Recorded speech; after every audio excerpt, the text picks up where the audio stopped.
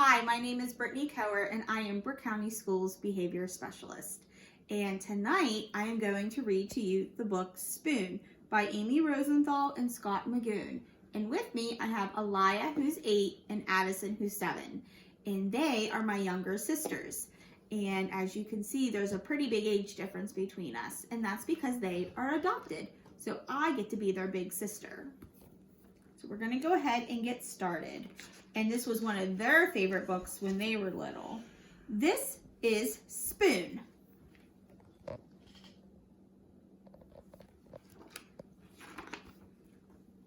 This is Spoon's family.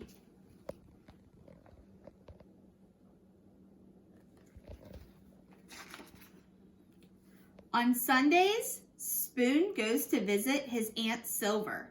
He has to be on his very best behavior there. She's very fancy and proper.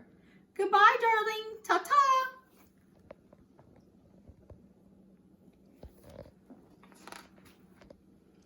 At bedtime, Spoon likes to hear the story about his adventurous great-grandmother who fell in love with a dish and ran off to a distant land.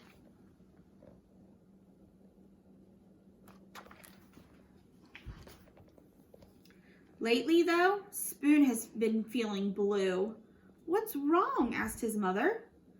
You look a bit out of shape. Nothing, mumbled Spoon.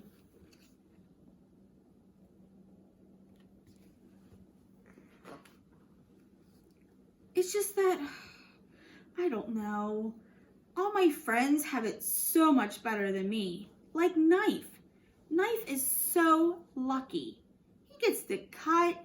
He gets to spread. I never get to cut or spread. Yes, Knife is pretty spiffy that way, isn't he?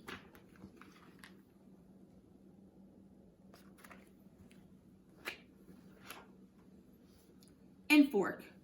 Fork is so lucky. She gets to go practically everywhere. I bet she never goes stir crazy like I do. Fork gets out and makes herself useful, doesn't she?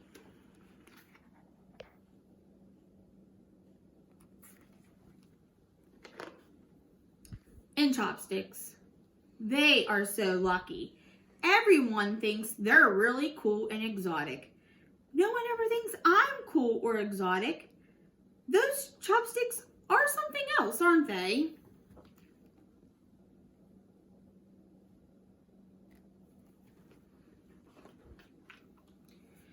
Meanwhile, if only Spoon knew what his friends were saying at that very minute. Spoon is so lucky, said Knife. He's so fun and easygoing.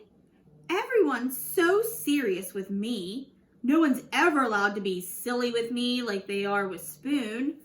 Spoon is lucky, said Fork. He gets to measure stuff. No one ever does that with me.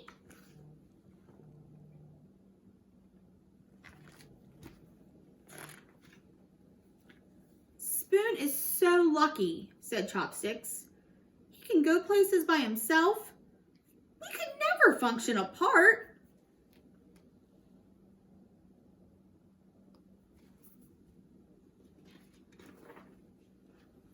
That night after bedtime stories, Spoon's mom turned off the light, tucked him in, and said, "You know, Spoon, I wonder if you realize just how lucky you are.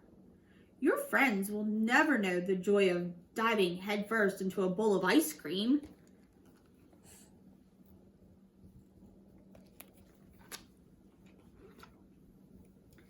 They'll never know what it feels like to cling against the side of a cereal bowl.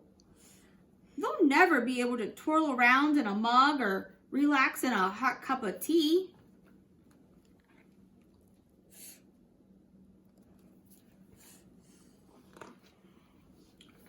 Spoon hadn't thought of it that way before. He lay awake in bed for a long time. His mind was racing.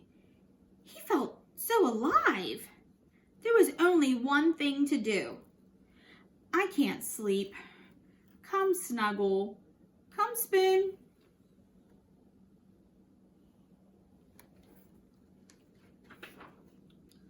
And so he did.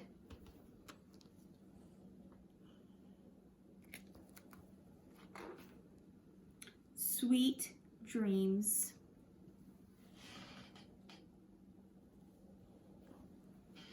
All right, thank you for listening to the story, and I hope everybody has a good night, and I hope everyone is staying healthy and safe.